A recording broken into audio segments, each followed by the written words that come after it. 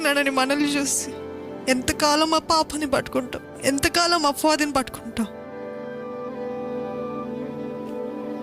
నా దగ్గరికి రావా, నేను రెండంతలుగా ఇస్తాను కదా అంటున్నాడండి దేవుడు. ఆయన నమ్మండి, ఆయన నమ్మదగిన దేవుడు, ఆయన నమ్మదగిన దేవుడు అండి. ఆయన దగ్గరకు వచ్చిన ఎవరిని కూడా త్రోసివేయడు, ఎవరిని కూడా నువ్వు పాపివి నా దగ్గరికి రావద్దు అని చెప్పాడండి.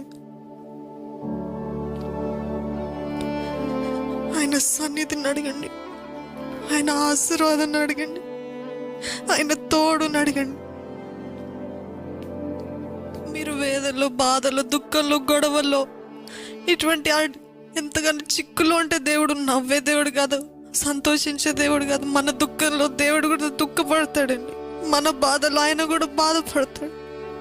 మనకు ఆ సమాధానం అంటే అపవాది ఎంతగానో సంతోషిస్తాడు, కానీ దేవుడు మనల్ని చూసి దుఃఖపడతాడండి. దేవా, తిరిగి నాకు ప్రేమను దయచేయ్యా. నా గుండె ఎంతగానో రాయిలాగా మారిపోయిందయ్యా. నా గుండెని, నా హృదయాన్ని పగలగొట్టయ్యా.